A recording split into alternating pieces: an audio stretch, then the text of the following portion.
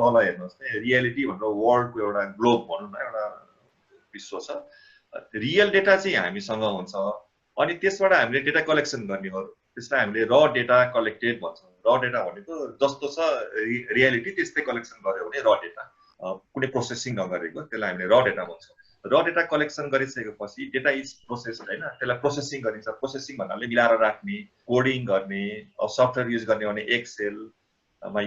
एक्सेलमा राख्ने हो कि SPSS Epi Info or different सफ्टवेयरहरू छ कुन युज गर्ने त कसरी डेटालाई स्टोर गर्ने अथवा फाइल बनाएर स्टोर गर्ने हो कि परम्परागत तरिका ट्रेडिसनल्ली जाने भने हामी त्यो डकुमेन्टेसन गर्दाखेरि घड्डा बनाएर ठुल्ठुलो घड्डामा राख्थ्यौँ हैन त्यसरी हामीले डेटालाई प्रोसेसिङ गर्छौँ त्यसपछि डेटालाई क्लिनिङ गरिन्छ क्लिनिङ भन्नाले जस्तो अब कहिले क्रस म्याचिङ हुँदैन क्रस म्याचिङ भन्नाले यतापट्टि जेन्डरको ठाउँमा चाहिँ मेल छ अकुपेसन चाहिँ हाउसवाइफ भइदिरहेको छ कहिले त्यो त क्रस म्याचिङ भएन भनेको त्यहाँ काहीँ इरर भयो डेटा रेकर्ड गर्दाखेरि अथवा कहिले काहीँ के हुन्छ भने एजुकेसन लेभल चाहिँ इलिटरेट हुन्छ उतापट्टि अकुपेसनमा चाहिँ सर्भिस गभर्नमेन्ट सर्भिस भनेर लेखिरहेको हुन्छ अब त्यो त म्याचिङ गरेन नि हो यो सारा कुराहरू चाहिँ हेरेर हामीले त्यो डेटा क्लिनिङ गर्नुपर्ने छ क्लिनिङ गर्दाखेरि चाहिँ त्यो म्याचिङ भएको छैन भने फेरि ओरिजिनल डेटा सेट पल्टाएर हेर्ने कहाँ इरर भएको रहेछ सबै कुरा गरिन्छ त्यस पछाडि जाने हो एक्सप्लोरेटरी डेटा एनालाइसिसमा आज हामीले डिस्कसन गर्ने पार्ट चाहिँ यो हो एक्सप्लोरेटरी डेटा एनालाइसिस जेनरली के हुन्छ भने त्यो डेटा सेट क्लिन गरेपछि दुईटा एप्रोच छ एउटा एप्रोच चाहिँ एक्सप्लोरेटरी डेटा एनालाइसिसतिर जाने अर्को चाहिँ मोडलिङतिर जाने मोडलिङ भन्नाले अब सिधै डेटा एनालाइसिस गर्ने जस्तो यहाँहरूले बढी युज गर्ने भनेको डिजाइन अफ एक्सपेरिमेन्टका मोडलहरू हो सिधै यतातिर जाने तर अहिले के भनिन्छ भने पहिला एक्सप्लोरेटरी डेटा एनालाइसिसमा जाने त्यस पछाडि मात्र मोडलिङ गर्ने भन्ने चाहिँ यो 1974 देखि चाहिँ स्ट्रङली एडभोकेसी हुँदै आइरहेको छ एक्सप्लोरेटरी डेटा एनालाइसिसले चाहिँ हामीलाई के हुन्छ भने त्यो डेटाको ओभरअल स्ट्रक्चर थाहा पाउन मद्दत पुग्छ यसले चाहिँ डेटाको प्याटर्न कस्तो छ जेनरल प्याटर्न कस्तो छ अनि कसरी स्प्रेड भएको छ हैन यसको नर्मालिटी छ कि छैन स्क्युनेस छ कि छैन अथवा कस्तो खालको छ यो सबै कुराहरू हामीले पहिल्यै हेर्छौँ अथवा डेटाहरुमा बडी मिसिङ अब्जर्भेसन छ कि के छ सबै डेटाको स्ट्रक्चर ओभरअल एक्सरे पनि भनिन्छ कहिलेकाहीँ डेटाको एक्सरे डेटा सेटको एक्सरे त्यो गर्ने अनि बल्ल मोडलिङतिर जान्ने भन्ने कुराहरू आउँछ अनि त्यसपछि मोडलिङमा गयो भने त्यसपछि आएको रिजल्टलाई अब कम्युनिकेट गर्ने रिपोर्ट बनाउने भिजुअलाइज गर्ने डिसिजन मेकिङ भइहाल्यो अनि डेटा प्रडक्ट आउँछ फेरि हामी चित्त बुझेनौँ भने रियालिटी के छ त्यसतिर जाने यो ओभरअल यो डेटा साइन्सको प्रोसेस हो यो चाहिँ र मोरलेस रिसर्चको प्रोसेस पनि यस्तै हुन्छ अब आज हामीले फोकस हुने भनेको पार्ट चाहिँ एक्सप्लोरेटरी डेटा एनालाइसिस हो यो डेटा कलेक्सन कसरी गर्ने यो आफ्नै एउटा फेरि डिफ्रेन्ट टेक्निक हो डेटा कलेक्सन मेथड भन्छ त्यसलाई हैन अब इन्टरभ्यु मेथड हो कि क्वेसनर मेथड हो कि हैन अथवा फिल्ड स्टडी मेथड हो कुन हो त डेटा कलेक्सनको आफ्नै टेक्निक छ त्यो छुट्टै विधा भयो डिसिप्लिन अनि डेटा इज प्रोसेस यो प्रोसेसिङ कसरी गर्ने के गर्ने यो एलिमेन्ट्री फेजको हो यो पनि हामी सबैलाई प्रायः जस्तो थाहा हुन्छ एउटा सानो रिसर्च गरिसकेको अथवा थेसिस गरिसकेको एटलिस्ट ब्याचलर्स लेभलमा थेसिस गरिसकेको छ भने यो डेटा कलेक्सन र डेटा प्रोसेसिङ कसरी गर्ने क्लिनिङ कसरी गर्ने प्रायः थाहा हुन्छ अब त्यही भएर म चाहिँ अब मेरो एजुम्सन के छ भने all the participants know about this three things हैन data collection data processing data cleaning थाहा छ भन्ने एजुम्सनमा एक्सप्लोरेटरी डेटा एनालाइसिस यो पोर्सन डिस्कसन गर्छु मलाई लाग्छ 2 घण्टामा यो अलमोस्ट कभरेज पनि हुन्छ यो धेरै कुराहरू छैन यसमा अब यसको लागि चाहिँ अब किताब यहाँहरूले पढ्ने हो भने एउटा किशोर सर हजुर यो अगाडिको तीनटा पनि अलिकति ब्रिफली भन्दै हुन्छ क्या सर अगाडिको तीनटा यो र डाटा र क्लिनिङ वाला छ नि ए र डेटा ए ओके र अब यो चाहिँ डेटा कलेक्सन प्रोसेसको कुरा भयो जस्तो अब हामीले डेटा कलेक्सन गर्दाखेरि कसरी कलेक्सन गर्ने भन्ने कुरा नि हो जस्तो एक्सपेरिमेन्टल डेटा हो भने त रिडिङ एक्युरेट हुनु पर्यो यतातिर म धेरै डिस्कस गर्दिनँ किनभने यो अलमोस्ट सबैले गरिसकेको कुरा हो त्यो त ब्रिफली भन्नु एक्सपेरिमेन्टल डेटा हो भने डेटा रिडिङ कसरी गरेको छ त्यो हाम्रो डिभाइसहरू वेल क्यालिब्रेटेड छ कि छैन विशेष गरी अब फुड टेक्नोलोजीमा चाहिँ त्यो हेर्नु पर्ला जस्तो लाग्छ मलाई त्यसपछि अब फिल्ड स्टडी गरेको हो कम्युनिटी बेस्ड स्टडी हो भने क्वेसनर भ्यालिड छ कि छैन क्वेसनरको भ्यालिडिटी टेस्ट गर्नुपर्छ पहिला जस्तो मैले न्युट्रिसन सर्वे गर्ने भए धरानमै भनौँ न धरानको कुनै एउटा धरानको अब नगरपालिका के छ धरान नगरपालिका के छ हो त्यहाँ हैन त्यहाँको कुनै एउटा वार्डमा चाहिँ अब न्युट्रिसन सर्वे गर्ने भए मैले सपोज भने त्यो न्युट्रिसन सर्वे गर्नलाई जुन मैले क्वेसनर डिजाइन गर्छु त्यो क्वेसनर नै आफैमा भ्यालिड हो कि हैन त्यो प्रश्न हो किनभने क्वेसनर भ्यालिड छ भने मात्र त्यसले जेनेरेट गर्ने डेटा भ्यालिड हुन्छ नत्र भने भ्यालिड हुँदैन जस्तो भन्नुहोस् न मैले कसैको एज सोध्नु पर्यो व्हाट इज योर एज भन्यो भने त्यो भ्यालिड क्वेसन हुन्छ त्यसबाट आउने एन्सर पनि भ्यालिड होला तर मैले व्हाट इज योर एज नभनिकन what is your father's age भनेर सोधिदिए भने त त्यो त फादर्सको एज आउने हो नि त त्यो भ्यालिड क्वेसन भएन रेस्पोन्डेन्टको एज पत्ता लगाउन त रेस्पोन्डेन्टलाई नै सोध्नु पर्यो नि व्हाट इज योर नेम भनेर हैन what is your father's name भन्यो भनेदेखि त त्यो के हो फादरको चाहिँ एज आउने भयो एज त आयो तर that age will represents the father's age त्यही भएर हामीले के विचार गर्नुपर्छ भने क्वेसनर भ्यालिड छ कि छैन क्वेसनरको भ्यालिडिटी टेस्ट गर्ने पनि टुल्सहरू छ जस्तो क्रोनब्याक अल्फा छ त्यो युज गर्न सकिन्छ अरू डिफ्रेन्ट टुल्सहरू छ सबैभन्दा पपुलर टुल चाहिँ क्रोनब्याक अल्फा हो त्यस्तै गरी रिलायबिलिटी टेस्ट गर्नुपर्ने छ रिलायबल छ कि छैन पहिलो कुरो त हामीले हाम्रो टुल भ्यालिड छ कि छैन अनि रिलायबल छ कि छैन भन्ने कुरा आउँछ भ्यालिड भनेको के हो भने त्यसले जे मेजर गर्नुपर्ने हो त्यो मेजर गर्न सक्छ कि सक्दैन whether that tool can measure what is supposed to measure भन्ने कुरा हो जस्तो मैले अब लेन्थ मेजर गर्न खोजेँ यो मोबाइलको लेन्थ मेजर गर्न खोजेँ भने मैले के गर्छु मेजरिङ स्केल युज गर्छु रुलर युज गर्छु त्यो रुलर आफैमा भ्यालिड हो कि हैन भनेको मतलब अलिकति घाम लाग्ने बित्तिकै तन्किने खालको रुलर हो कि अलिकति जाडो हुने बित्तिकै खुम्चिने रुलर पो हो कि त्यस्तो भने त भ्यालिड भएन नि त टुल त्यसले त मेजर गर्न सक्दैन राम्रोसँगले हैन अथवा अब यसको यो मोबाइलको लेन्थ मेजर गर्नुपर्ने छ मैले वेइङ मेसिनको युज गरिरहेको छु कि त्यो पनि भ्यालिड हैन त्यसकारण भ्यालिडिटी इम्पोर्टेन्ट हो पहिलो कुरा टुल्सको भ्यालिडिटी टेस्ट गर्नै पर्छ अर्को रिलायबिलिटी भनेको चाहिँ रिपिटेडली मेजर गर्दाखेरि चाहिँ डिफरेन्स आउनु भएन जस्तो भनौँ न अब यो पेन छ यसको लेन्थ मेजर गर्नुपर्ने छ यसको लेन्थ मेजर गर्नलाई मैले एउटा रुलर युज गरेँ एकचोटि मेजर गर्दाखेरि सपोज 5 इन्च आयो अर्कोचोटि मेजर गर्दाखेरि त्यही रुलर युज गर्दाखेरि अथवा मेजरिङ टेप युज गर्दाखेरि 5.5 इन्च आयो भने के भयो रिलायबल भएन त्यही भएर मेजरिङ टेप के हुन्छ त्यो स्ट्रेच नहुने खालको मेटेरियलले बनाएको हुन्छ स्ट्रेच भइदियो भनेदेखि त त्यो के हुन्छ त्यसको रिलायबिलिटी लो हुन्छ त्यसकारण हामीले डेटा कलेक्सन गर्दाखेरि हाम्रो टुल्स रिलायबल छ कि छैन भ्यालिड छ कि छैन टेस्ट गर्नुपर्छ अब ल्याब बेस्ड हो भने त्यो वेल क्यालिब्रेटेड छ कि छैन डिभाइसहरू हैन एकचोटि मेजर गर्दाखेरि एउटा भ्यालु आउने अर्कोचोटि गर्दाखेरि अर्कै भ्यालु आउने त्यो खालको पो छ कि प्रब्लम त्यो सबै कुराहरू चाहिँ ध्यान दिनुपर्छ र यो चाहिँ डिसिप्लिन स्पेसिफिक पनि हुन्छ जस्तो सोशल साइन्समा हो भने मोस्टली हामीले क्वेसनर युज गर्छौँ त्यो क्वेसनरको रिलायबिलिटी भ्यालिडिटी टेस्ट गर्ने त मेथड एउटै हो तर अलिकति त्यसमा फरक पर्न सक्छ अब जस्तो साइकोलोजी हो भने साइकोमेट्रिक टुल्सहरू युज गर्छौँ हामीले हैन आइक्यू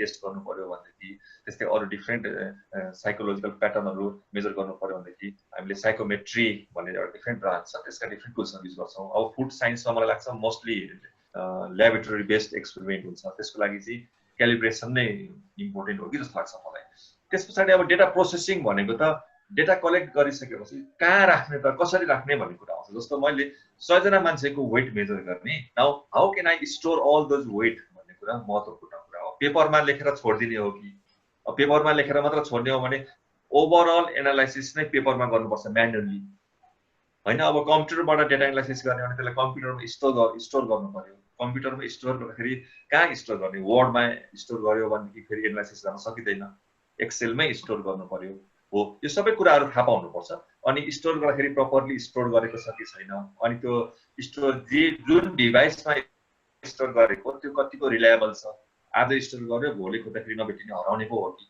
हैन जस्तो सेन्सिटिभ डेटाहरुमा त्यो पनि प्रब्लम हुन्छ भनौँ न नेपालको फाइनान्शियल डेटाहरु अब राष्ट्र बैंकले सबै स्टोर गर्न आएको छ अब त्यो स्टोर जुन डिभाइसमा गरेको छ त्यो चिप्सको रिलायबिलिटीको कुरा आउँछ हैन त्यो डिस्ट्रोय भइदियो भने त्यो ब्याकअप के छ त कहिलेकाहीँ धेरै मेहनत गरेर डेटा कलेक्सन गरेको हुन्छ हामीले वर्षौं लगाएर त्यो कहिलेकाहीँ उडिदिन्छ भनौँ न त्यो डिस्ट्रोय भइदिन्छ because of the quality of chips त्यो कम्प्युटरमा युज गरेको चिप्सको क्वालिटीको कारणले भनेपछि इन केस त्यो भयो भने हाम्रो ब्याकअप के छ त त्यो सबै मेन्टेन गर्नुपर्ने हुन्छ तर जेनरली हाम्रो लेभलको जुन हामी नेपालको रिसर्चरहरूले गर्छौँ जुन खालको रिसर्च गर्छौँ त्यसमा यो प्रब्लम चाहिँ त्यति आउँदैन डेटा प्रोसेसिङ डेटा स्टोरेजको त्यति प्रब्लम छैन किनभने हाम्रो कम्प्युटरले गर्छ हामी 2-3 ठाउँमा सेभ गरेको हुन्छ काहीँ न काहीँ भेटिहाल्छ एक ठाउँमा डिलिट भयो भने अर्को ठाउँमा भेटिन्छ। अलिकति लार्ज स्केल नेसनल लेभलको डेटाहरूको केसमा हो यो चाहिँ। अब डेटा क्लिनिङको कुरा आउँछ। डेटा क्लिनिङ भनेपछि डेटाहरूमा आउटलायर छ कि छैन, मिसिङ अब्जर्भेसन कति छ, मिसिङ के कारणले भयो, यो सबै कुराहरू चाहिँ डेटा क्लिनिङमा पर्छ। अनि क्रस म्याचिङ छ कि छैन, यो सबै कुराहरू। त्यस पछाडि आउने हो एक्सप्लोरेटरी डेटा एनालाइसिसमा। अब यसमै फोकस हो त अब यही इडिएमा। हुन्छ सर। ल त्यसो भने म एउटा यहाँ सेयर गर्छु, यहाँ सफ्टवेयर सेयर गर्छु म। यो देखिएको छ अहिले? अहिले आएको छैन सर। आएको छैन। पक्नुहोस् है त, पक्नुहोस्। त्यसो भने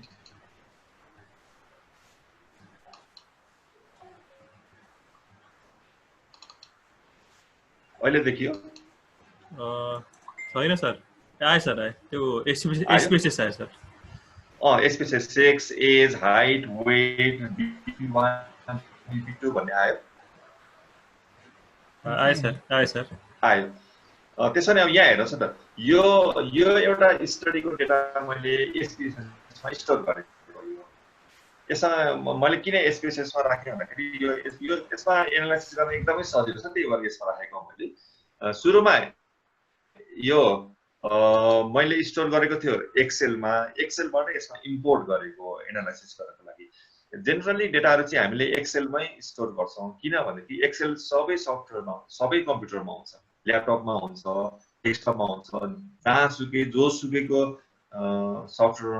कम्प्युटरमा पनि एक्सेल हुन्छ। त्यही भएर हामीले एक्सेलमै स्टोर गर्ने हो सुरुमा डेटा। त्यस पछाडि एनालाइसिस गर्ने क्रममा sometimes we will import on R, sometimes we will import on SPSS. It depends on the scenario. हामीसँग कुन सफ्टवेयर छ त्यही अनुसार काम गर्ने हो। अब यसमा यहाँ हेर्नुहोस्, स्टडी यो मैले स्टडी गरेको, यसमा मैले डेटा हो यो हामीले काभ्रेको रामेछापमा गरेको एउटा स्टडी थियो। त्यो स्टडीको एउटा सानो पोर्सन हो यो। मैले जम्मा 500 वटा मात्र डेटा राखेको छु यसमा। यो गरेको एउटा स्टडी थियो। सबैलाई बाँड्न नमिल्ने भएको हुनाले मैले ठाउँ ठाउँको हटाएर यो तपाईँहरूलाई बाँडेको छु। अनि यसमा जतिवटा भेरिएबल छ 10 वटा, त्यसमा धेरैवटा भेरिएबल थियो। रियल स्टडीमा झन् 40-50 वटा थियो होला, मैले बिर्सेँ पनि अहिले। तर त्यो सबै भेरिएबल्सहरू हटाएर यो बेसिक भेरिएबल्सहरू मात्र राखेको छु मैले। अब यसमा फर्स्ट छ सेक्स, रेस्पोन्डेन्टको जेन्डर मेल हो कि फिमेल हो। अब यो कसरी एसपीएसएसमा राख्ने भन्ने अर्कै पार्ट हो। यो यहाँहरूलाई आउँछ जस्तो लाग्छ मलाई। एज होइन, हाइट, वेट, BP1 भनेको सिस्टोलिक ब्लड प्रेसर, BP2 भनेको डायस्टोलिक ब्लड प्रेसर, अनि occupation, alcohol consumption, smoking habit, ethnicity, यति मात्र मैले यहाँ लिएको छु। अनि त्यो डेटा चाहिँ मैले अब यहाँ राखेको छु। यो डेटा देख्नुभयो सबैले? आयो? आयो सर।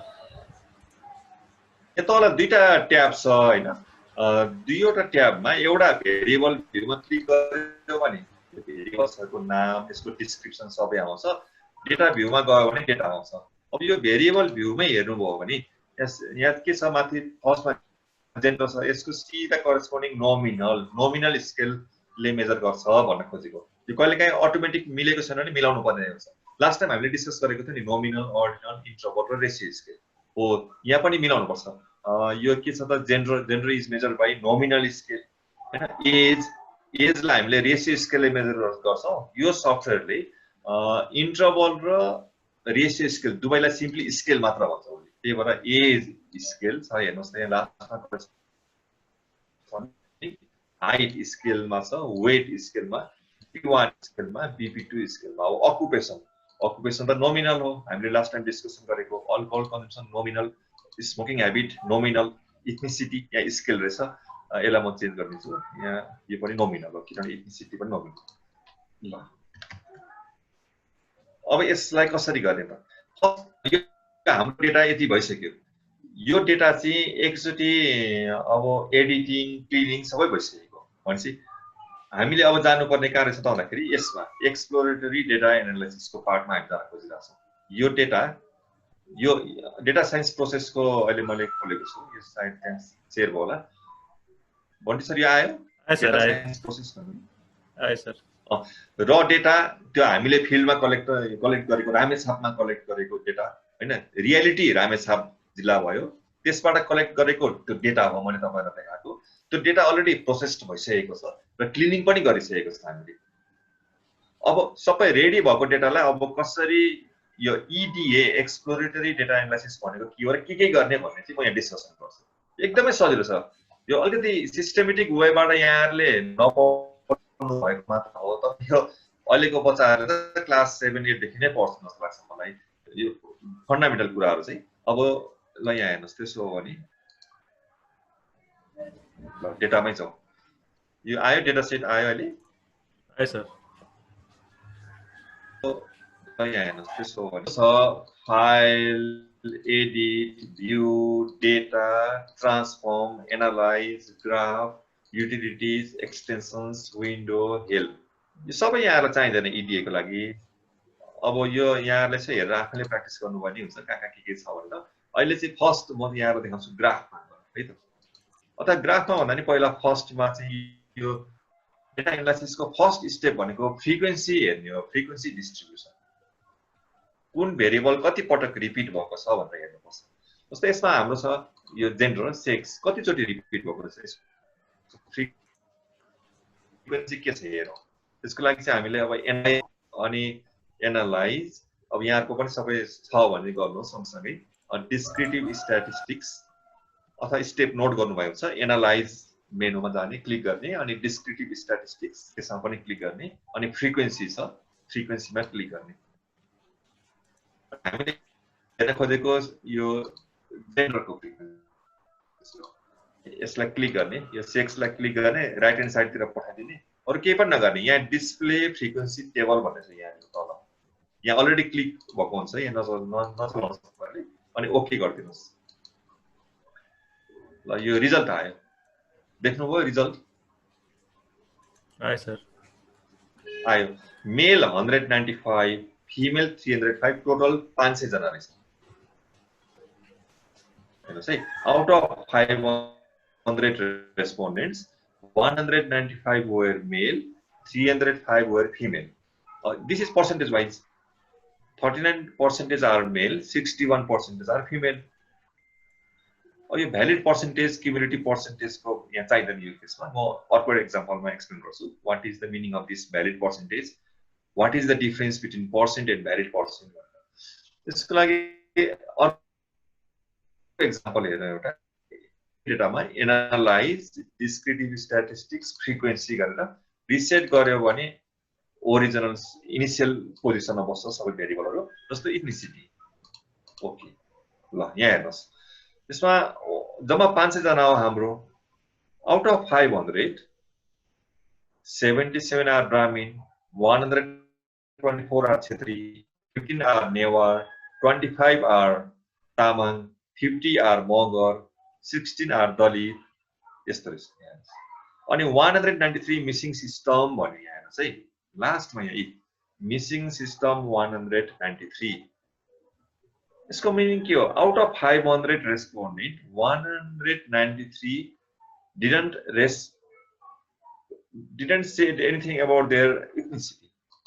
अब यो बेला चाहिँ हामीले भ्यालिड पर्सेन्टेज युज गर्छौँ। मिसिङ सिस्टम छ भने we will use valid percentage instead of percentage. Now here we will say 25.1% are Brahmin. We will not say 15.4% are Brahmin. Instead of saying 15.4% are Brahmin, we will say 25.1% are Brahmin, because we are calculating percentage based on only 307 response cases.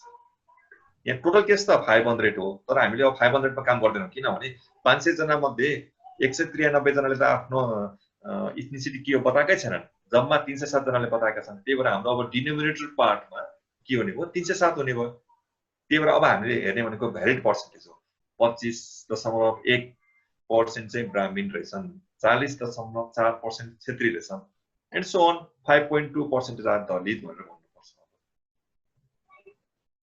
हो, यो percent र valid पर्सेन्टेजको difference चाहिँ त्यो हो। अब यो frequency त्यसै गरी अब यहाँहरूले अरू पनि हेर्न सक्नुहुन्छ। अब फ्रिक्वेन्सी अब के को हेर्न मन लाग्छ हैन, जस्तो एनालाइज, डिस्क्रिटिभ स्ट्याटिस्टिक सबै हैन सबैलाई, अथवा कन्ट्रोल कन्ट्रोल ए गरेर गर्दिने हुन्छ ओके गर्नु भने अब सरर रिजल्ट आउँछ सबैको फ्रिक्वेन्सी आयो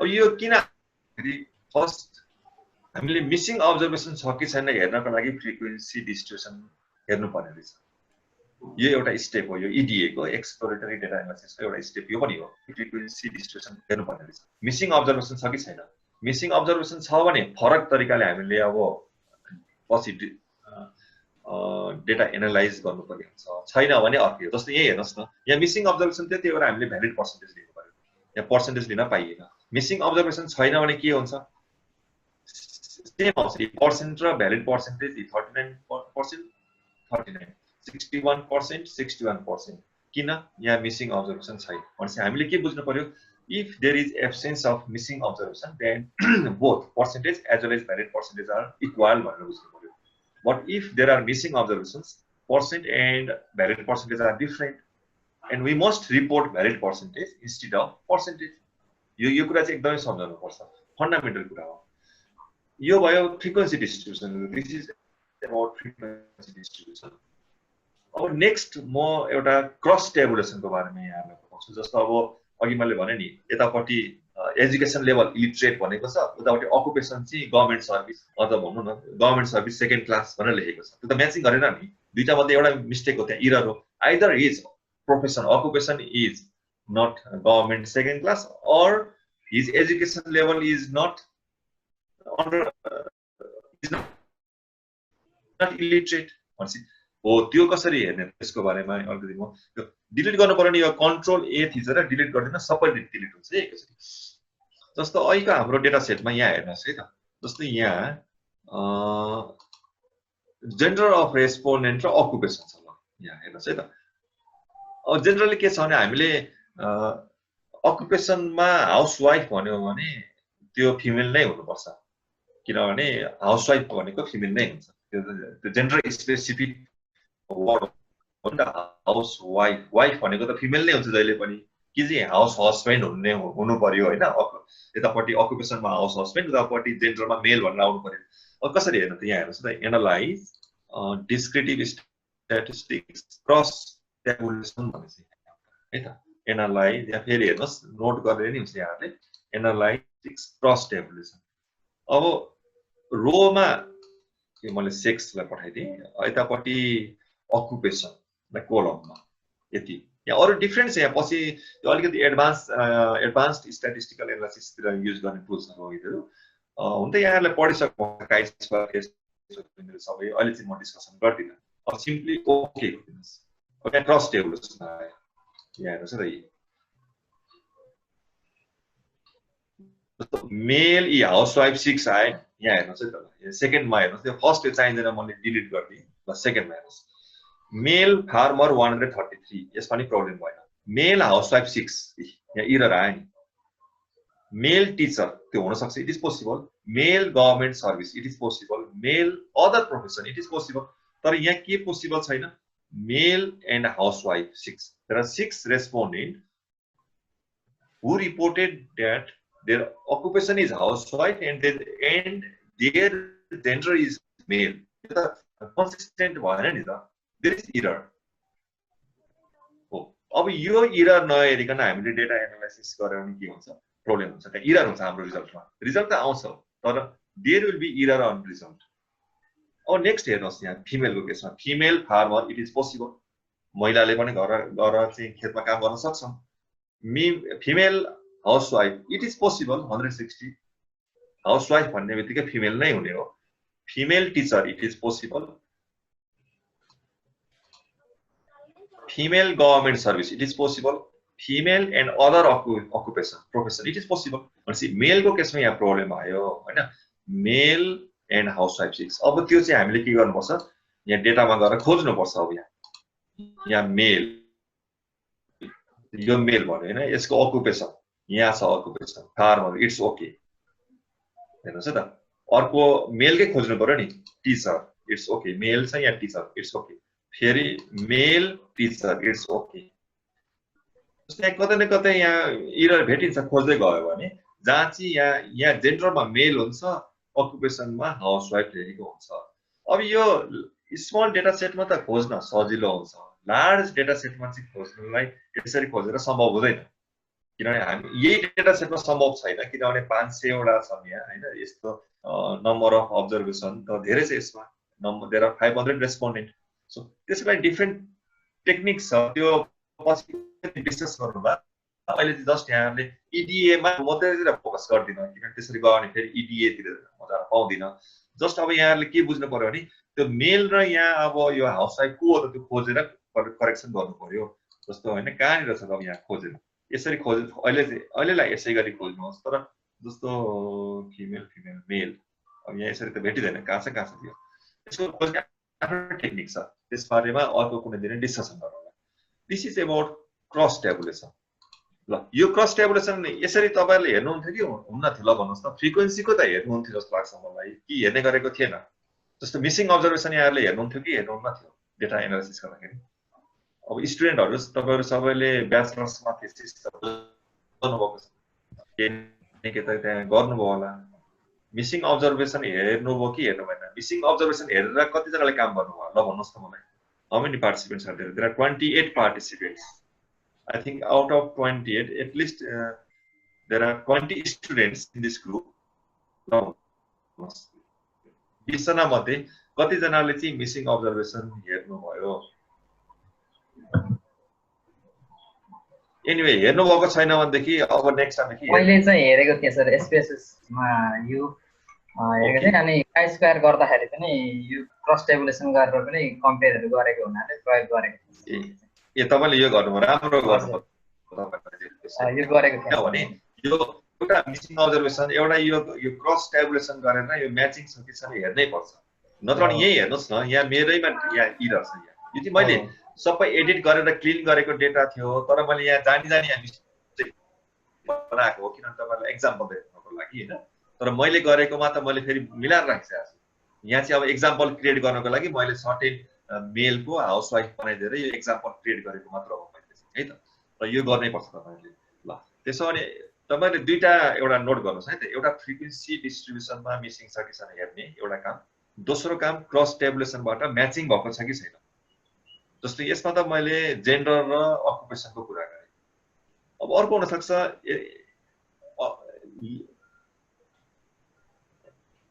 level of education and occupation हुन सक्छ। लेभल अफ एजुकेसनमा मैले भने नि इलिटरेट छ, उतापट्टि चाहिँ नेपाल गभर्नमेन्टको अफिसर भनेर देखेर आछ, त्यो पनि म्याचिङ गरेन हैन। अथवा अरु हुन सक्छ यतापट्टि टाइप्स अफ स्टडीमा चाहिँ तपाईको फुड टेक्नोलोजी, उतापट्टि अकुपेसनमा चाहिँ लयर भनेर दिएको होला, त्यो पनि म्याच गरेन। हो यो गर्नै पर्छ यो है त। अब त्यस्तै गरी अब यहाँहरुको आफ्नै कोर फुड टेक्नोलोजीको एक्जाम्पल त मलाई ठ्याक्कै आएन, तर तपाईहरुले क्रिएट गर्न सक्नुहुन्छ। अब त्यसपछि नेक्स्ट वान दुईटा भयो। अब त्यसपछि के गर्ने त? हाम्रो अब्जेक्टिभ भनेको यो डेटालाई एनालाइसिस गर्ने हो है, त्यो चाहिँ नबिर्सनुहोस् तपाईहरुले। हाम्रो प्राइमरी अब्जेक्टिभ भनेकै यो डेटालाई एनालाइसिस गर्ने अनि रिजल्ट निकाल्ने हो। अब कसरी एनालाइसिस गर्ने भन्दाखेरि त we will do analysis based on our objective, specific objective. त्यो अहिले म त्यो पनि एक्सप्लेन गर्दिन, अहिले मैले फन्डामेन्टल एक्सप्लेन गरिरहेको छु। फन्डामेन्टल्स अफ डेटा एनालाइसिस त्यो भनेको के रहेछ? फ्रिक्वेन्सी डिस्ट्रिब्युसन हेरेर मिसिङ छ कि छैन हेर्ने, क्रस टेबुलेसनबाट म्याचिङ गरेको छैन हेर्ने। त्यसपछि अब यहाँ हेर्नुस्, यहाँ चाहिँ एज को कुरा। अब यहाँ हेर्नुस् है त, यो अहिलेको म सबै त्यो डिलिट गरिदिन्छु, यो रिजल्टलाई डिलिट। अब मैले एज को analyse descriptive statistics frequency reset गरेँ मैले, अनि एज राइट ह्यान्ड साइड। अब ओके गरेँ मैले। भ्यालिड 500 मिसिङ 0 यहाँ हेर्नुस् है त। फर्स्ट टेबलले के भन्यो? भ्यालिड 500 मिसिङ 0 भन्यो। भनेपछि यो हाम्रो डेटा अब के भ्यालिड छ होला त अथवा रिलायबल छ होला त भन्ने कुरा आयो। भ्यालिड भन्दाखेरि पनि रिलायबिलिटीको यो डेटा सेटमा एज रिलायबल छ कि छैन त? जसले एज रिपोर्ट गरे उनीहरुको एज रिलायबल छ कि छैन होला त इन जनरल?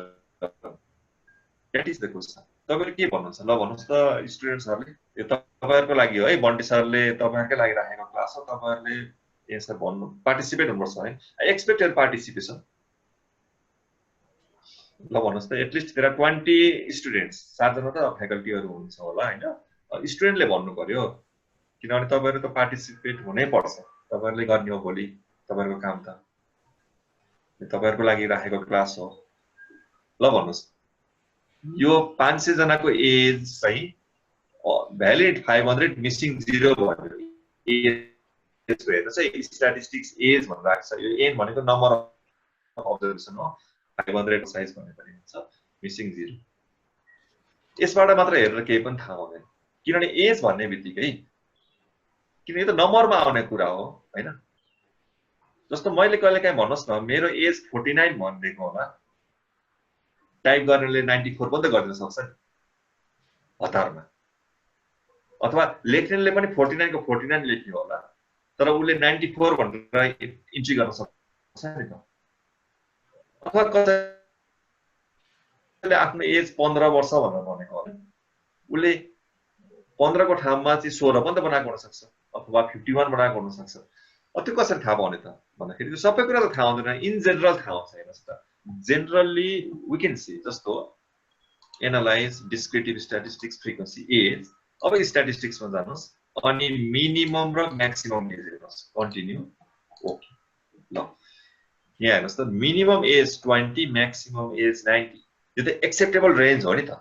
20 to 90 भनेको त एजको लागि दिस इज एक्सेप्टेबल रेन्ज, किनभने कुनै पनि कम्युनिटी सर्भेमा 20 वर्षको मान्छे पनि हुन सक्छन्, 90 वर्षको हजुरबाहरू नि हुन सक्छन् त्यसमा। So it is valid almost, यो जुन डेटा छ हामीसँग एजको this one is valid data.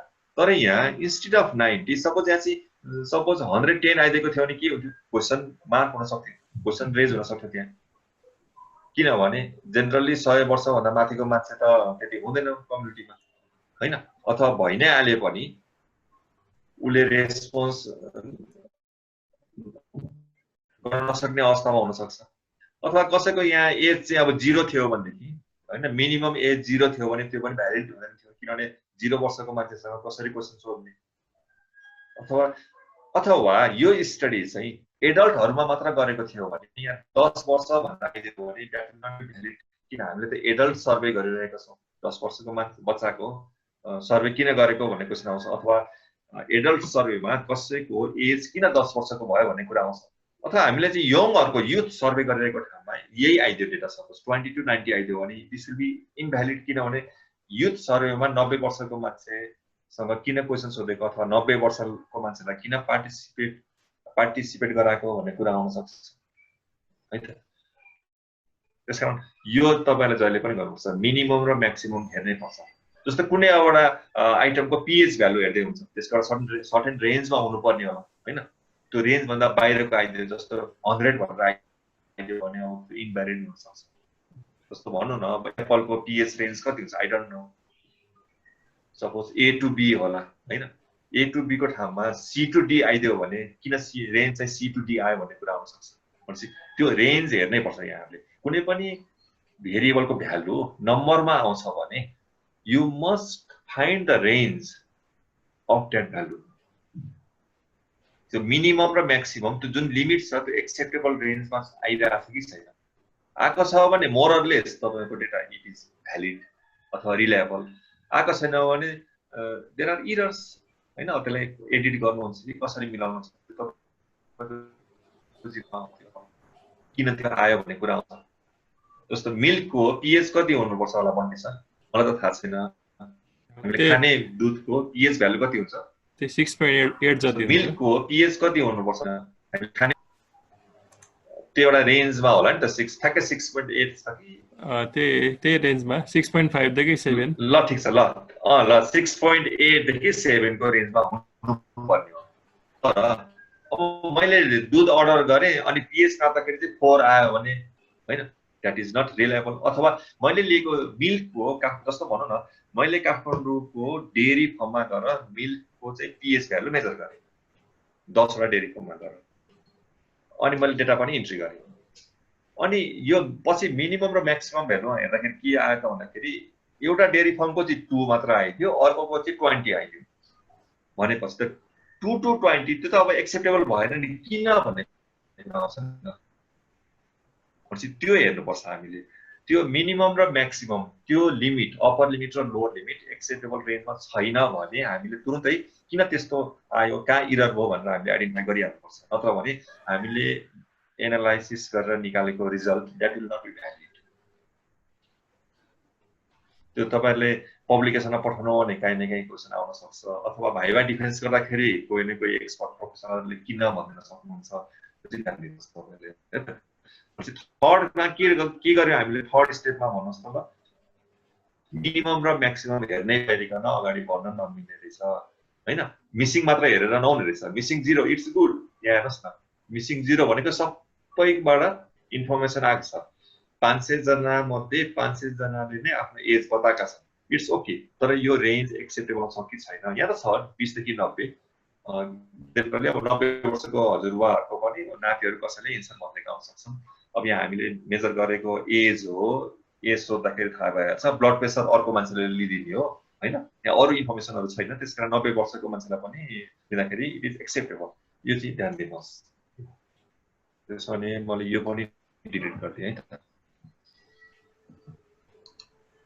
ल यो चाहिँ कति जनाले गर्नुभएको छ त मिनिमम र म्याक्सिमम भ्यालु हेर्ने काम कति जना स्टुडेन्ट्सहरुले तपाईहरुले आफ्नो ब्याचलर्सको थेसिसमा डेटा एनालिसिस गर्दाखेरि मिनिमम र म्याक्सिमम त्यो रेन्ज हेर्नु एक्सपेक्टेबल रेन्ज छ कि छैन भनेर हेर्नु भयो इट्स हैन हेर्नु भएको छ भने नेक्स्ट टाइम देखि हेर्ने गर्नुहोस् है त नत्र भने त्यो कहिलेकाहीँ अप्ठ्यारो त्यसपछि अब हामीले नगरी नहुने काम अब आउँछ यहाँ हेर्नुहोस् है त अब सर्टेन अब त्यसै गरी हाइटको पनि मिनिमम म्याक्सिमम हेर्ने वेटको पनि मिनिमम म्याक्सिमम हेर्ने ब्लड प्रेसर त्यसपछि अब हैन यो systolic blood pressure diastolic blood pressure यस्तो केसहरु अलि बढी सेन्सिटिभ हुनुपर्छ अब ब्लड प्रेसरको कुरा छ हैन इरर हुन सक्छ जस्तो 110 टाइप गरेको छ आधारमा हैन टाइप गर्दाखेरि अलि ध्यान दिनुपर्छ अब यो अकुपेसनको भयो अल्कोहल कन्जम्पसन यस नो छ स्मोकिङ ह्याबिट यस नो इथनिसिटी अघि मैले गरिहालेँ यो सबैको तपाईहरुले एकचोटी फ्रिक्वेन्सी डिस्ट्रिब्युसन हेर्नुहोस् अब alcohol consumption occupation alcohol consumption smoking habit ethnicity यिनीहरुको मिनिमम म्याक्सिमम हेर्न मिल्दैन त्यस्तै गरी यो सेक्स यसको पनि मिनिमम म्याक्सिमम हेर्न मिल्दैन मिनिमम म्याक्सिमम कुन बेलामा हेर्न मिल्छ क्वान्टिटेटिभ डेटाको मात्र हेर्न मिल्छ त्यो तपाईहरुलाई थाहा छ क्वान्टिटेटिभ डेटा भनेको नम्बरमा मेजर गर्न सकिन्छ अब त्यसपछि हेर्ने भनेको जस्तो ग्राफिकल एनालाइसिस अब जस्तो हाइट यसको डिस्ट्रिब्युसन कस्तो छ होला त यो हैन कसरी डिस्ट्रिब्युट भएको छ होला त भन्ने कुरा आउँछ त्यसको लागि चाहिँ यहाँ हेर्नुस् जस्तो एनालाइज डिस्क्रिप्टिभ स्ट्याटिस्टिक्स एक्सप्लोर जस्तो एज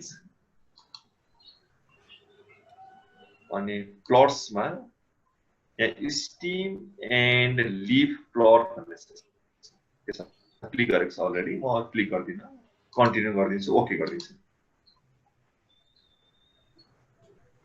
ल यो हो स्टिम एन्ड लिफ यो माथिको त यस्तो तपाईहरुलाई थाहा छ 500 यो फर्स्ट टेबलले के भन्छ नि केस प्रोसेसिङ समरी भन्छ यसमा देयर आर 500 अब्जर्भेसन हैन मिसिङ 0 यो सबै यसमा एक्सप्लेन गरेको छ यो डिस्क्रिप्टिभ यसमा म पछि एक्सप्लेन गराउन तपाईहरुलाई अहिले खाली यो स्टिम एन्ड लिफ को यो ल हेर्नुस् यो पनि एउटा EDA को एउटा टुल हो स्टिम एन्ड लिफ प्लट भनेर भन्छ यो चाहिँ हिस्टोग्राम नै हो अथवा बार डायग्राम कै एउटा टाइप हो तर यो चाहिँ नम्बरमा आउँछ जस्तै यसको सजिलो छ हेर्न जस्तो 56 यो फर्स्ट यो फ्रिक्वेन्सी हो फर्स्ट कोलम यहाँ स्टिम एन्ड लिफ भन्यो हेर्नुस् है स्टिम एन्ड लिफ यो भनेको यहाँ 2 2 3 3 4 5 6 7 these are the steps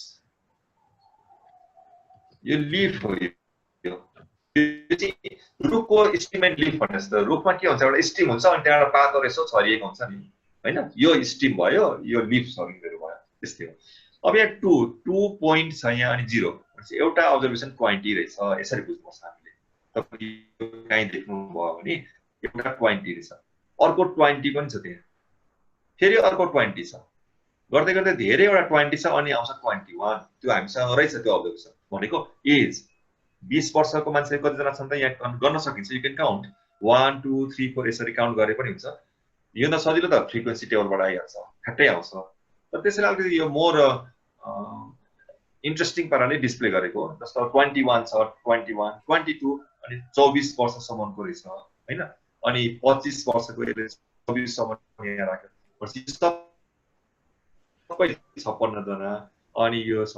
यो चाहिँ पहिला हो, अहिले त्यति युज गरिदैन एस्टिमेटिङ प्लट, तर अहिले चाहिँ खासै युज गरिदैन किनभने यो अलिकति टिडियस टाइपको छ। यसो हेर्दाखेरि यो पढ्न गाह्रो छ यसलाई, त्यही भएर अहिले त्यति साह्रो युज गरिदैन। तर पनि कहिलेकाहीँ कुनै किताबहरूमा अझै पनि राखेको हुन्छ, कुनै रिसर्च पेपरमा अझै पनि यो एस्टिमेटली प्लट गरेको चाहिँ हुन्छ। अब यसबाट के थाहा हुन्छ भने सबैभन्दा बढी अब्जर्भेसनहरू चाहिँ 40 को लाइनमा छ भनेको थाहा हुन्छ। यहाँ हेर्नुहोस् न, 4 को लाइनमा छ सबैभन्दा बढी observation. Most of the respondents age lies on this group 40, 40s को मान्छेहरू बढी रहेछ भनेको थाहा हो। अझ यहाँ पनि छ। यो एउटा हो, यो बेसिक एस्टिमेटली प्लट।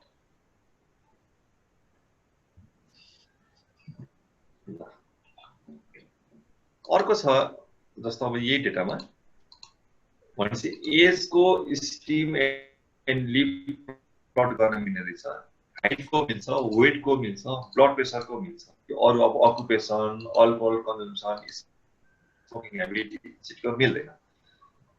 जस्तो मलाई अब यो हाइट र वेट छ, हाइट र वेट त सम्बन्धित हुन्छ नि, अथवा एज र हाइट पनि सम्बन्धित, त्योभन्दा राम्रो हाइट र weight, this two are correlated variable. Correlated means there is some relation between height and weight.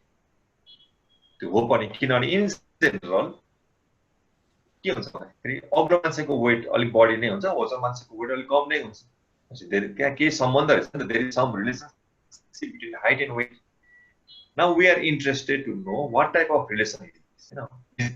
के हुन्छ त भन्दाखेरि हाइट बढ्दाखेरि वेट बढ्ने हो, वेट बढ्दाखेरि सरी हाइट कम हुँदाखेरि वेट पनि कम हुने, हाइट बढी हुँदाखेरि वेट पनि बढी हुने हो कि, त्यो हेर्न मन लाग्यो।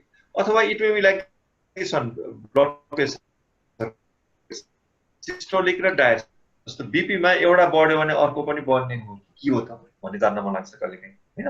त्यो बेलामा हामीले हेर्ने भनेको कोरिलेसन हो। तर यताबाट इडिएमा कोरिलेसन त धेरै पछाडिको, त्यो एनालाइसिस पार्टको हो। इडिएले चाहिँ सकेसम्म कुनै फर्मुला युज गर्दैन। इडिएले डेटाहरूलाई खालि पिक्चर, डायग्राम, हैन, ग्राफबाट एक्सप्लेन गर्ने हो। यो लेमेनहरूको लागि हो। जस्तो भनौँ न, मलाई पनि एडभान्स्ड स्ट्याटिस्टिक्स आएन, मैले इडिए टुल युज गरेर जेनरल आइडिया यस्तो रहेछ अब के होला त भन्ने हो। जस्तो एकजना भनौँ न नेपालीको प्राध्यापक हुनुहुन्छ, अब उहाँलाई चाहिँ के हेर्न मन लाग्यो भने जस्तो मानौ लक्ष्मीप्रसाद देवकोटाका कृतिहरूमा हैन शब्दहरूको त्यो डिस्ट्रिब्युसन कसरी भएका छन् हेर्न मन लाग्यो। अब उहाँलाई त स्ट्याटिस्टिक्स त आउँदैन, यो ग्राफ त साधारण कुरा हो नि,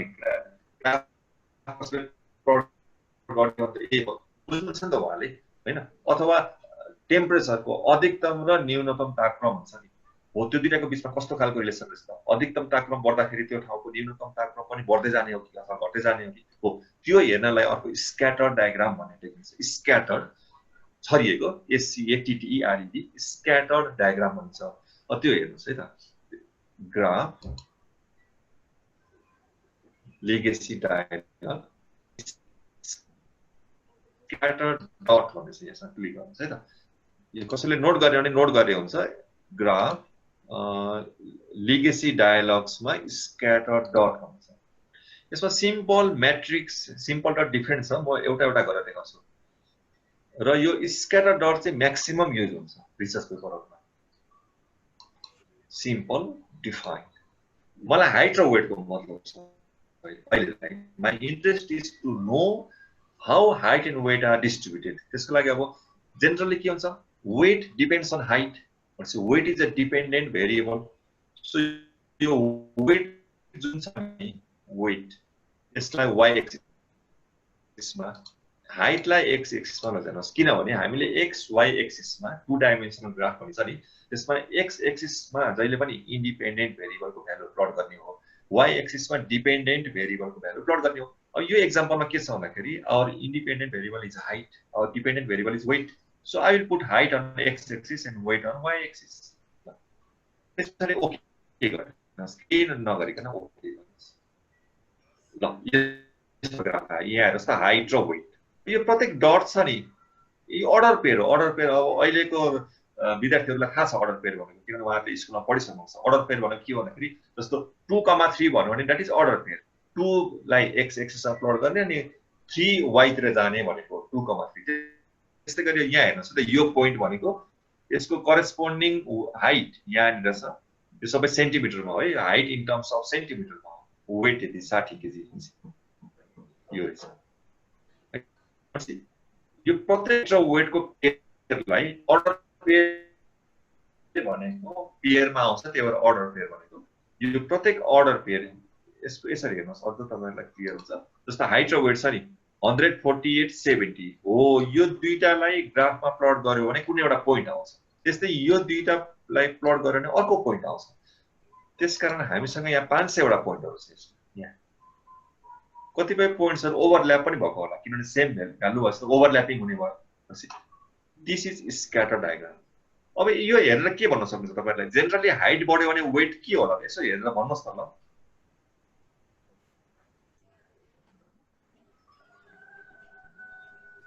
स्टुडेन्ट्स प्लिज स्टुडेन्ट्सहरुबाट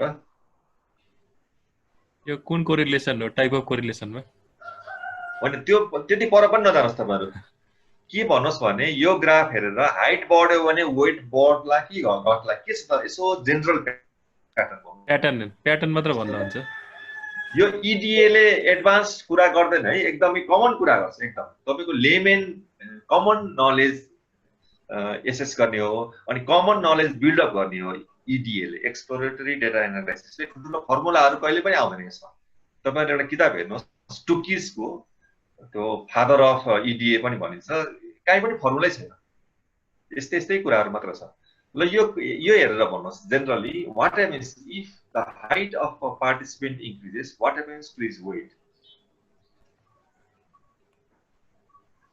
यहाँ हेर्नुस् न यहाँ कति सजिलो छ यहाँ हाइट कम हुँदाखेरि वेट यति छ हैन अनि हाइट बढ्दै गयो यसरी वेटहरु माथि गइराछन् जेनरली हाइट बढ्दै जाँदाखेरि वेटहरु बढेको रहेछ अझ यहाँ हेर्नुस् अझ क्लियर पार्छ यसैलाई म डबल क्लिक गर्छु हेर्नुस् है त ल अर्को डायलग बक्स खोल्यो यो सबैलाई रिप्रेजेन्ट गर्ने एउटा लाइन ड्रा गर्यो भने कहाँबाट पास होला त भन्दाखेरि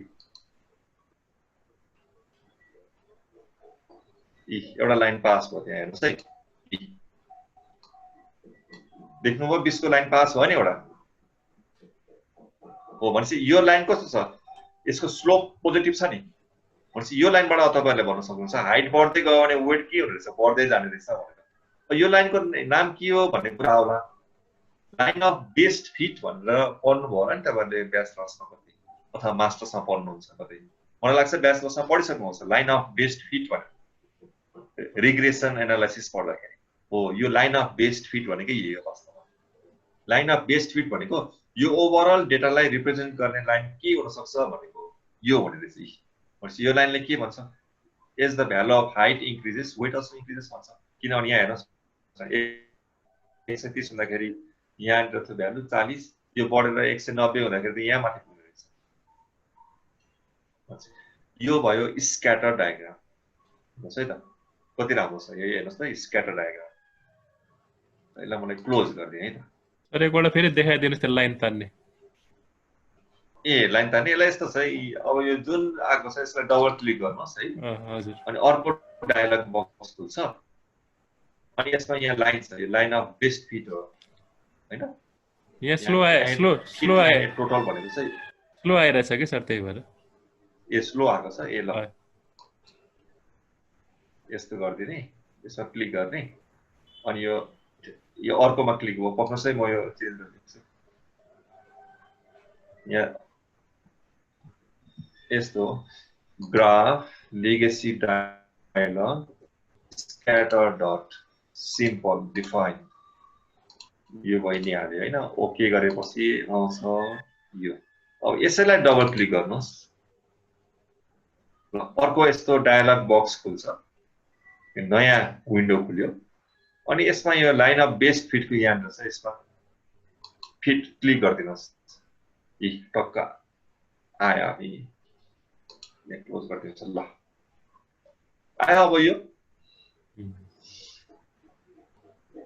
भयो सर ल ठीक छ त्यसो हो भने अब अर्को हेरौँ है त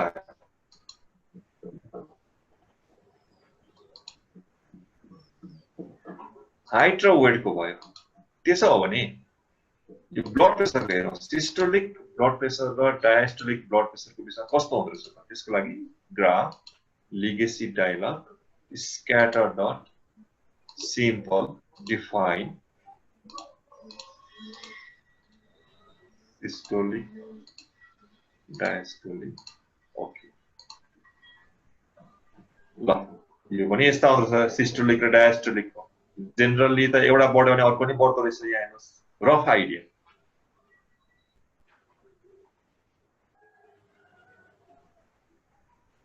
र यसलाई भन्छ स्क्याटर डायग्राम।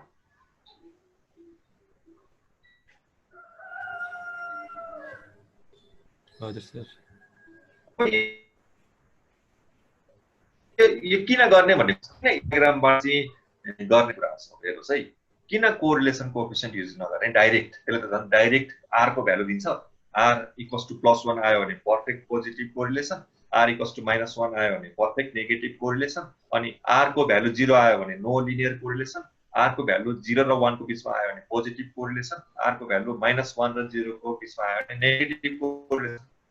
किन डाइरेक्ट कोरिलेसन कोएफिसिएन्ट भने निकाल्न पाइन्छ कि पाइँदैन? ल भन्नुहोस्, डाइरेक्ट कोरिलेसन कोएफिसिएन्ट निकाल्ने कि पहिला यो गर्ने? ल मलाई भन्नुहोस् त, ल पार्टिसिपेन्ट्सहरुले, स्टुडेन्ट्सहरुले।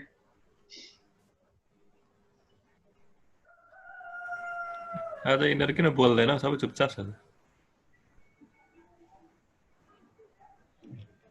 हामीले डाइरेक्ट कोरिलेसन निकाल्न मिल्दैन, किनभने नि अघि जसरी हाम्रो त्यो रेन्जमा मिनिमम म्याक्सिमम त्यो रेन्ज भन्दा बाहिर छ कि छैन हेर्नु पर्थ्यो नि।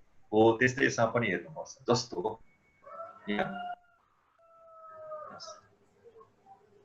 यसमा त त्यति क्लियर छैन, अलमोस्ट एउटा आफ्नो प्याटर्नमा छ, रेन्जमा छ। तर यसमा हेर्नुहोस् त, सिस्टोलिक र डायस्टोलिकमा किन यो दुईटा चाहिँ छुट्टै पर अलग बस्यो? This is the question. यहाँ हेर्नुहोस्, यो राइट ह्यान्ड साइडको टपमा हेर्नुहोस् त, दुईटा पोइन्ट किन यो यति अलग बस्यो त भन्ने क्वेसन आउँछ।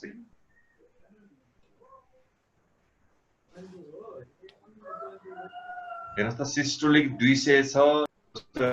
अब यो हेल्थको डेटा हो, medically it is possible or not भन्ने क्वेसन आउँछ। सिस्टोलिक 200 पुग्छ कि पुग्दैन भन्ने क्वेसन आउँछ।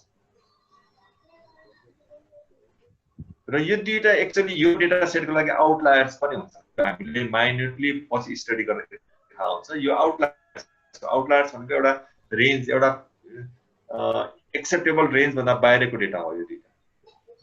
यो चाहिँ म बढी युज टु भएको हुनाले मैले चाहिँ फ्याक्टै गर्न सकेँ। यहाँ चाहिँ अलिकति प्र्याक्टिस नै गर्नुपर्छ होइन, किनभने थोरली स्ट्याटिस्टिक्स पढ्नै पर्छ। This two are the outliers. अब यसलाई ट्रेस नगरिकन हामीले कोरिलेसन कोएफिसिएन्ट निकाल्यो भने that will not be reliable. छुट्टै बसेको छ दुईटा। अझ यहाँ हेर्नुहोस्, एउटा यो तलको पोइन्ट यति तल छ, यो र यो दुईटा। ल अरू त यसो एउटा उसमा छ, यो दुईटा हेर्नुहोस्। यसमा यो जेनरली हेर्दाखेरि जस्तो क्वेसन रेज हुने भनेको एउटा यसमा क्वेसन रेज हुन सक्छ, एउटा यो पोइन्ट, यो पोइन्ट, यो पोइन्ट होइन, यिनीहरूमा हामीले यो पनि एउटा हेर्नुपर्छ। जस्तो यो केसमा पनि छ, यो यसमा जस्तो यो भयो नजिक छ होइन, अथवा यो दुईटाहरू भए किन भन्ने कुराहरू आउँछ। जस्तो यो किन यहाँ यति पर बस्यो भन्ने कुरा आउँछ है त। नेक्स्ट अर्को पनि एक्जाम्पल हेरौँ है त। यसैमा जस्तो एज र हाइटकै हेर्नु अर्को एउटा ग्राफ, किनभने एज बढ्दै गएपछि त हाइट पनि बढ्दै जानुपर्छ। Reset age X axis, height Y axis, okay. ल यस्तो पो आयो। अब के भन्ने त, एज र हाइटको जेनरल हामीले बुझेको त मान्छेको उमेर बढ्दै गएपछि हाइट पनि बढ्दै जाने हो। तर फेरि अर्को के छ भने, त्यसो भने एज बढ्दै गएर 90 वर्ष पुग्यो भने त ऊ त धेरै अग्लो भइसक्नु पर्ने भन्ने कुरा नै आउँछ। भनेपछि एउटा सर्टेन रेन्जसम्म मात्र एज बढ्दै गयो भने हाइट बढ्दै जाने हो भनेपछि अब यसले के बताउँछ त भन्ने कुराहरू आउँछ।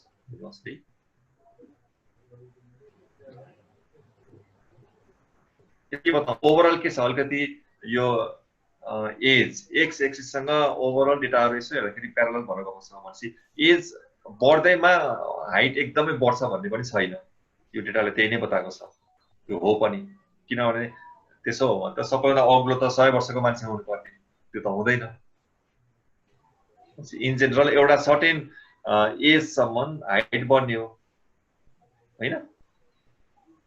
अब एउटा हेर्नुहोस् त, यो एउटा स्क्याटर डायग्राम हेर्नुहोस्, यो अनि यो हेर्नुहोस् ल, अनि फर्स्ट वान यो हेर्नुहोस्, फर्स्ट सेकेन्ड थर्ड के डिफरेन्स पाइन्छ होला भन्नुहोस् त ल। यो तीनटा स्क्याटर डायग्राममा यो फर्स्ट भयो हाइट र वेटको, यो सेकेन्ड भयो सिस्टोलिक ब्लड प्रेसर र डायस्टोलिक ब्लड प्रेसरको, यो थर्ड भयो एज र हाइटको, के फरक छ होला यो तीनटामा?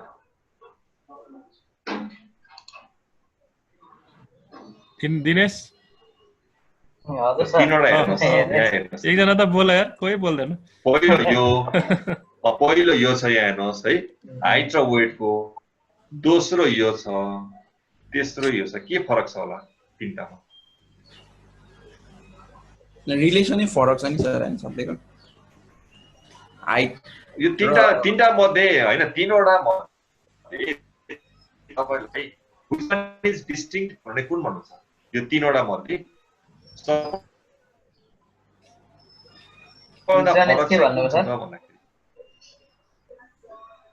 यो among these three different scatter diagram, which one is the most distinct भन्ने कुन चाहिँ हो? एन्सर सबैभन्दा फरक कुन छ हैन, सबैभन्दा बढी फरक कुनमा छ? पहिलोमा छ कि पहिलो भनेको यो राम्रो छ हेर्नुस् ल, हाइट एन्ड वेट ल राम्रो छ हेर्नुस्। दोस्रो भनेको यो हो, त्यही 500 वटै डेटाको हो यो पनि ल। यो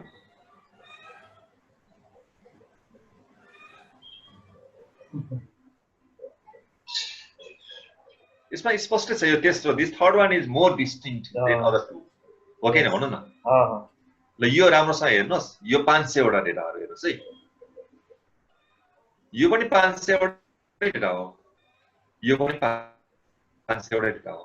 भनेपछि के छ, यो फर्स्ट र सेकेन्डमा चाहिँ अलिकति ओभरअल इन्क्रिजिङ प्याटर्न जस्तो देखिन्छ, फर्स्ट र सेकेन्डमा, थर्डमा त देखिदैन। अर्को कुरा एउटा त्यो फरक हो, अर्को के छ, यो पनि 500 वटा डेटा हो। यहाँ पोइन्ट्सहरु हेर्नुस्, कति धेरै पोइन्ट्सहरु छ, हाइट र वेटको बीचमा हेर्नुस् है, कति धेरै पोइन्ट्सहरु छ। यहाँ हेर्नुस् फेरि सिस्टोलिक ब्लड प्रेसर र डायस्टोलिक ब्लड प्रेसर, त्यही 500 वटै मान्छेको हो यो। यसमा कम पोइन्ट्स देख्नुभयो तपाईले? कम छ सर, कम छ। यो फेरि एज र हाइटको हो, त्यही 500 जनाको हो, यसमा त बढी छ भनेपछि ल पहिला यो फर्स्ट र सेकेन्डमा के फरक छ होला भन्नुस् त ल। ल भन्नुस्, यो पनि 500 जनाकै हो, यत्रो अवधि यहाँ डट देखिन्छ पोइन्टहरु, यो पनि 500 जनाकै हो, कम देखिन्छ किन? ओभरल्याप बढी रहेछ। ल भेरी गुड, ओभरल्यापिङ बढी रहेछ, सिमिलर अब्जर्भेसनहरु बढी रहेछ हैन। सिस्टोलिक ब्लड प्रेसर र डायस्टोलिक ब्लड प्रेसरमा चाहिँ सिमिलर अब्जर्भेसनहरु बढी छ भनेको मतलब मेरो चाहिँ अब हुन त मैले प्रेसर नापेको छैन, मेरो एकदम ठिक छ हैन, मैले बिर्से पनि कति एकचोटि नापेको। मानौ न 120/80 छ भने अर्कोको पनि 120/80, अर्कोको पनि 120/80, ओभरल्यापिङहरु बढी भनेको हो। तर यो केसमा त ओभरल्यापिङ के रहेछ, कम रहेछ, डिस्टिंक्ट बढी रहेछ नि त, हाइट र वेट हैन। यसमा डिस्टिंक्ट अब्जर्भेसनहरु बढी छ, यसमा डिस्टिंक्ट अब्जर्भेसनहरु कम रहेछ। यो थाहा भयो हामीलाई, हेर्नुस् है, दुईटा कुरा थाहा भइसक्यो। एउटा कुरा ओभरअल यसको प्याटर्न इन्क्रिजिङमा छ कि डिक्रिजिङ छ कि भन्ने एउटा, अर्को चाहिँ डिस्टिंक्ट अब्जर्भेसनहरु बढी छ कि कम छ भन्ने कुरा पनि थाहा भयो। अनि यसबाट अर्को पनि कुरा थाहा हुन्छ, हेर्नुस् है यो स्क्याटर डायग्रामबाट। जस्तै यो दुईटा, यो तेस्रो है, यो राम्रोसँग हेर्नुस् है त, कुनै एउटा दुईटा पोइन्ट्सहरु हेर्नुस् त, यो प्राय यो नजिक नजिकहरु छ, यो पोइन्ट्सहरु नजिक नजिकहरु छ हो। यसमा अलि बढी छरिएको हो पोइन्ट्सहरु यसमा भन्दा। यो डिस्टेन्स हेर्नुस् त, यो दुईटाको बीचको डिस्टेन्स, यो अलि डेन्स, यो अलि डेन्स, यो अलिकति बढी स्क्याटर हो। सेकेन्ड अलि स्क्याटर छ सर। सेकेन्ड अलि स्क्याटर छ, यो मोर डेन्स छ। भनेको यो चाहिँ आकाशमा तारा छ नि जस्तो भयो, स्क्याटर। एउटा तारा एकातिर छ, अर्को अलि पर छ, अलि स्क्याटर। यो चाहिँ अलि गुजुमुज्ज परेको छ नि हैन त। अब यसको मिनिङ के हो भने, यो फर्स्ट यसमा एउटा सर्टेन भ्यालु वरिपरि अरू भ्यालुहरू मोर कन्सन्ट्रेटेड हुन्छ। यो डेटाको इन्टरभल निकाल्ने हो भने कन्फिडेन्स इन्टरभल हुन्छ नि जुन तपाईहरुले यो डेटाको कन्फिडेन्स इन्टरभल र यो डेटाको एकदमै फरक पाउँछ निकाल्नु हो। मलाई लाग्छ यो डेटाको कन्फिडेन्स इन्टरभल एकदमै हाई आउँछ निकाल्दाखेरि यसको भन्दा। यो हाइट र वेटको जुन कन्फिडेन्स इन्टरभल निकाल्नु छ कोरिलेसन कोएफिसिएन्टको कन्फिडेन्स इन्टरभल यो यसको बढी छ। सरी हाइट र वेटको कम छ यसको भन्दा। भनेपछि त्यो पनि थाहा हुन्छ हामीलाई कन्फिडेन्स इन्टरभल पनि कम बढी के रहेछ भन्ने कुरा थाहा हुन्छ। भनेपछि this is about scatter diagram. यसमा के छ सोध्नु पर्ने छैन। म अर्को सरले अघि भन्नुभयो नि कोरिलेसन निकाल्नु अघि भन्नुभयो नि सरले हामी अब सिधै यो डाटामा कोरिलेसन निकाल्दैनौ सुरुमा चाहिँ स्क्याटर्डहरु हेर्नुपर्छ अनि मात्रै भनेर भन्नुभएको हो। त्यो जस्तै यो पोइन्ट्सहरुको कन्सन्ट्रेसन अथवा स्क्याटर कस्तो किसिमको नेचर छ त्यो अनुसारले मात्रै अर्को स्टेपमा जाने नजाने डिसाइड गर्नु पर्यो त्यसको मतलब हो। एकदमै कुनै कुनै अब्जर्भेसनहरु एकदमै आउटलायर्सको रूपमा बाहिर छुट्टै बसेको छ भने तिनीहरु किन त्यस्तो भयो भनेर हेर्ने।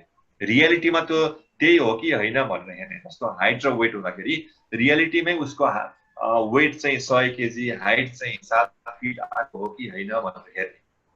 हैन रियालिटीमा आएको रहेछ भने त ठीक छ इट्स ओके। तर हैन रहेछ भने के गर्ने हैन फेरि हेर्नु पर्यो रिचेक गर्नु पर्यो सब कुराहरु गर्नुपर्छ है त।